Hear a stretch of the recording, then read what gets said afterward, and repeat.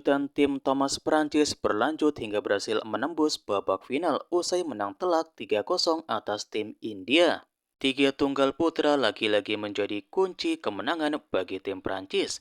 Christophe Popov mengalahkan Ayus Seti 2 set langsung, lalu Alex Lanier mengalahkan Kidambi Srikan 2 set langsung, dan Thomas Junior Popov mengalahkan Pranoy HS juga dengan 2 set langsung.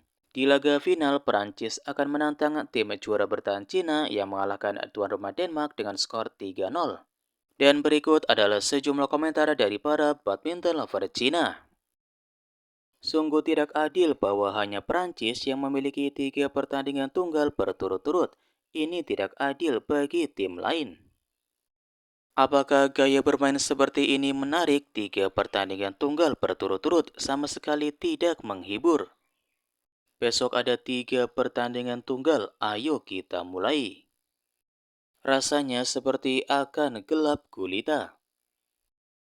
Bahkan dalam skenario terburuk sekalipun, kita setidaknya harus mendapatkan 1 atau 2 poin. Jika kita bisa memperpanjang pertandingan hingga babak ganda, maka kita punya peluang. Merayakan hari ini tidak apa-apa, tetapi tidak untuk besok. Perancis benar-benar telah menemukan cara untuk menggunakan aturan dalam berbagai acara. Semangat Xiu Ji, Liu Shifeng, dan Wang Hongyang. Disarankan agar urutan pertandingan ditentukan dengan cara undian untuk pertandingan kandang dan tandang di masa mendatang. Mereka berhasil mencapai final hanya dengan 3 pertandingan tunggal. Mengapa format kompetisi diatur seperti ini di mana hasilnya ditentukan bahkan sebelum pertandingan ganda dimulai?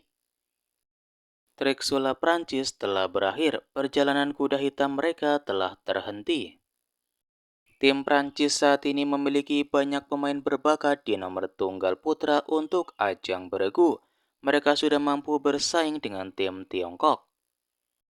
Dahulu India adalah kuda hitam ketika memenangkan Piala Thomas hanya mengandalkan 1 tunggal, 1 ganda, dan 1 tunggal kedua.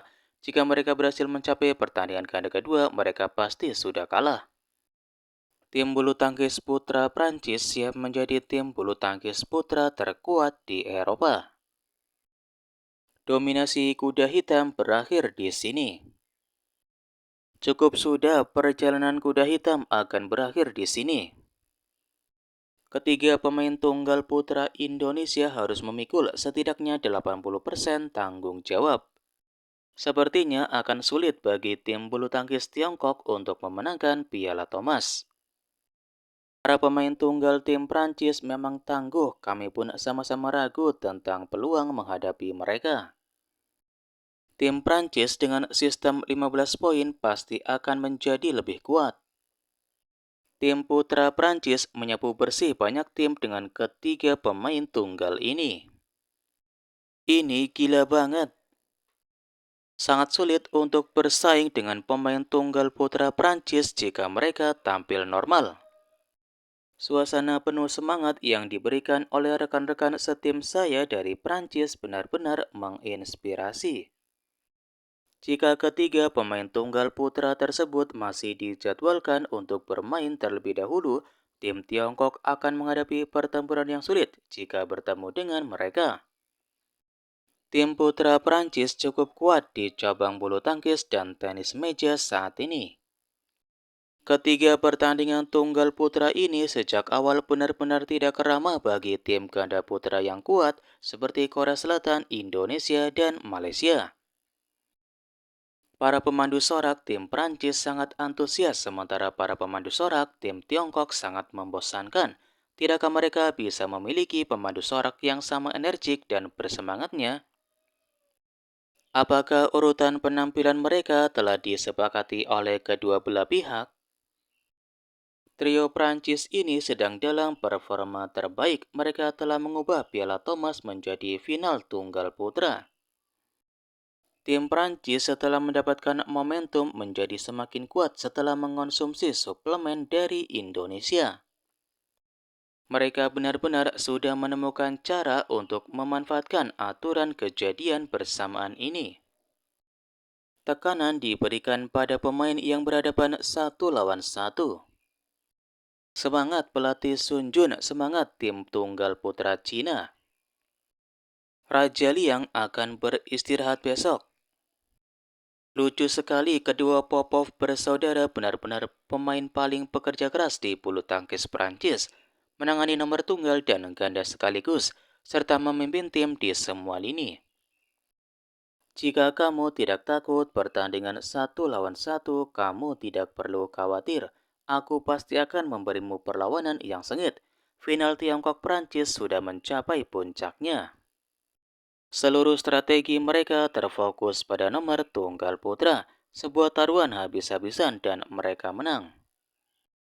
Saya menolak untuk percaya bahwa tim bulu tangkis Tiongkok tidak akan mendapatkan 1 poin pun dalam 3 pertandingan tunggal besok. 3 pemain tunggal, 1 trik saja sudah cukup untuk menaklukkan dunia. Besok kita mutlak harus memenangkan setidaknya 1 pertandingan tunggal putra. Idealnya 2. Li Shifeng dan Wang Hongyang mengandalkan kalian.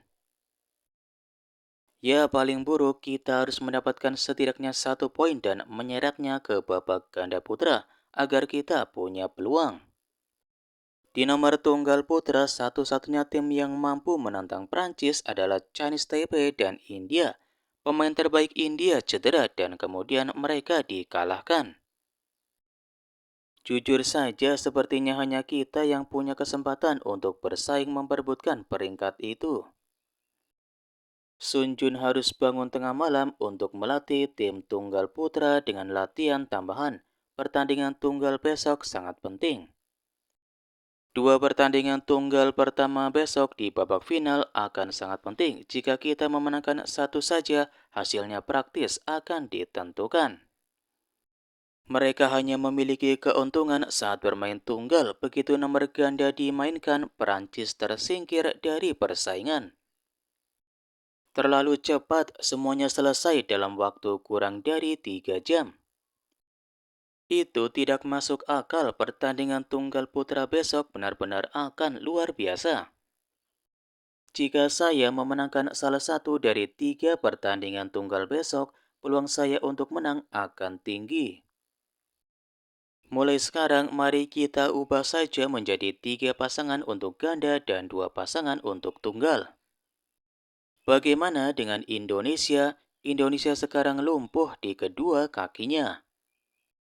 Pertandingan tunggal Prancis sungguh mengesankan. Wow, mereka benar-benar tak terkalahkan. Pertandingan finalnya luar biasa. Menyaksikan momen bersejarah, selamat kepada tim Prancis. Susunan pertandingan Prancis memang memaksimalkan keunggulan mereka di nomor tunggal. Kedua tim benar-benar kompak hari ini. Mereka benar-benar mengerahkan semua kemampuan untuk menciptakan skenario di mana kuda hitam terbesar menantang juara bertahan. Dalam persaingan antara Cina dan Prancis, Prancis tetap unggul. Lanir, aku tahu kamu bersemangat, tapi kamu tidak perlu berlari tanpa alas kaki ke lapangan, kan? Pertandingan tunggal besok hanya bisa diharapkan oleh Shi Yuqi dan Wang Hongyang. Saya merasa performa Li Shifeng tidak akan mampu mengalahkan Lanir.